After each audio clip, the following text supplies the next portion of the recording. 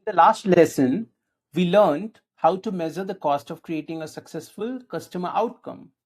We discovered that great AI products don't optimize for prompts, they optimize for successful outcomes. But every product exists within a business. A company doesn't just have one feature, or one customer, or one successful outcome. It has multiple products, multiple customer segments, and hundreds of decisions affecting profitability every single day. So the question naturally evolves: how do you understand the financial health of an entire business? That's exactly what we'll build in this lesson. Imagine you were presenting your quarterly business review. The numbers look fantastic, revenue is growing, customers are more engaged than ever, AI adoption has nearly doubled, the room is optimistic. Then your CFO asks a very simple question: which AI feature actually made us money? Not revenue, not engagement, profit. Suddenly, none of your dashboards have the answer because traditional product metrics explain activity, they don't explain economics. Traditional financial statements were designed for software businesses. Infrastructure appeared as a single operating expense that worked because software costs were relatively predictable. AI changes that completely. What finance records as one single expense is actually a collection of very different costs. Inference, retrieval, tool APIs, evaluations, safety, observability. Every one of this behaves differently. Everyone is influenced by different product decisions. Yet, traditional financial statements compress them into a single line. That's excellent for accounting, but it is not enough for running an AI business. Think about the human genome. No single gene explains who you are. It is the combination of thousands of genes that determines how your body functions. AI businesses work in a surprisingly similar way. Revenue alone doesn't explain profitability. Neither does inference cost or infrastructure. You need to understand how every financial component interacts with every other component. Together, they form the financial DNA of your AI business. We call this AI P&L Genome. It's not a replacement for an accounting statement. It is a managerial view of your business, one that helps PMs understand not just what happened, but why it happened. And once you can answer why, you know where to act. Now, let's build the AI P&L genome together. Notice something interesting. None of these lines exist because accountants ask for them. Every line exists because management needs an answer. Revenue tells us where the money comes from. Direct inference tells us how much we spend generating intelligence. Retrieval tells us the cost of giving models memory. Evaluation tells us how much we are investing in quality. Tool APIs reveal the economics of agentic workflows. Observability tells us whether we can understand production behavior.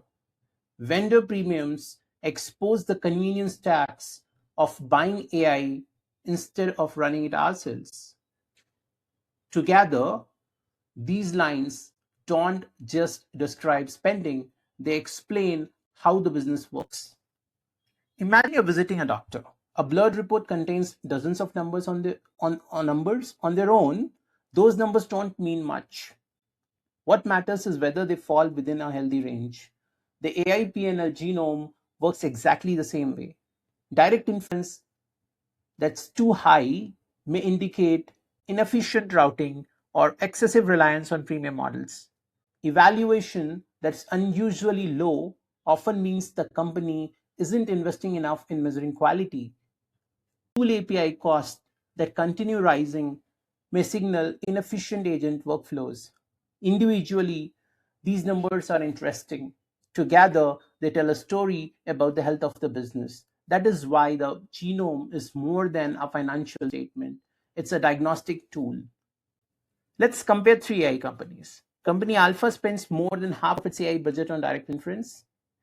At the same time, it's investing very little in evaluation. That combination suggests a business that's spending heavily to generate intelligence without investing enough to measure whether that intelligence is actually improving. Now, company Beta has healthy inference cost, but tool API expenses are unusually high. That's often a sign of agentic workflows making too many unnecessary external calls. Finally, we have company Gamma that looks balanced. Costs are distributed across the business in a healthy way. Gross margins remain strong. The point here isn't to memorize percentages. The point is to recognize patterns. Great PMs don't look at a P&L and ask, what happened? They ask, why did it happen? That's exactly what the AI P&L Genome helps you answer. Let's go back to our board meeting. This time you don't open Mixpanel or Amplitude. You open your AI P&L Genome. Instead of showing engagement, you explain the economics behind the engagement. You show that inference costs remain healthy, evaluation investment has increased, tool API usage is under control, gross margins have improved quarter over quarter. Suddenly, the conversation changes. You're no longer reporting product activity, you're explaining business performance. And that's a very different role. That's the role of an AI PM. One of the biggest misconceptions about finance is that it is someone else's job.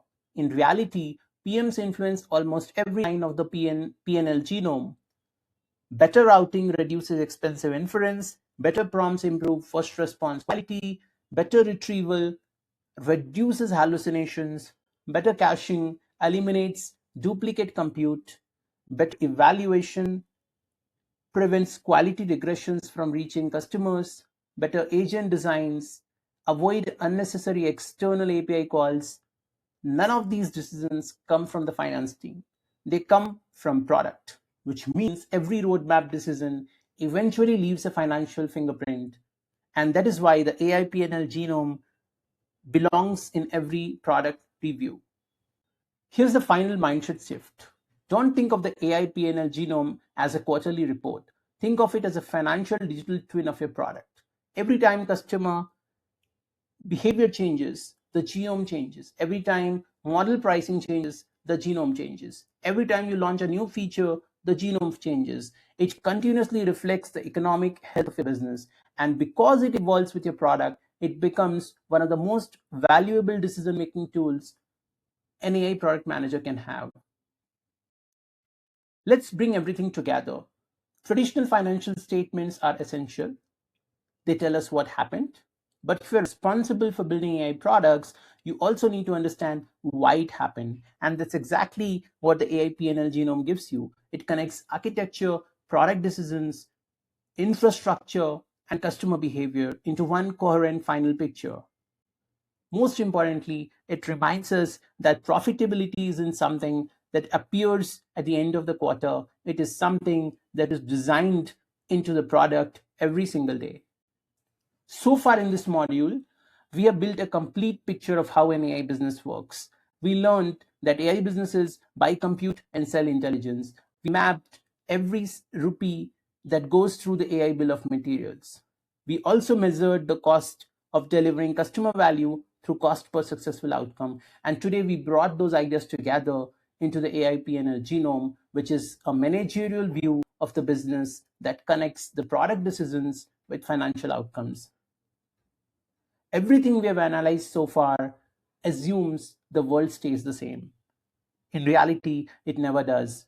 Model providers change pricing, customer behavior shifts, new features increase usage, power users consume more compute. A profitable business today can become unprofitable tomorrow. So the next question isn't, what does my business look like today? It is, how resilient is my business when the world changes? And in the next lesson, we'll answer that with our framework, the margin sensitivity tornado. It is a way to simulate how changes in pricing Usage, models, and customer behavior ripple through the business before they happen.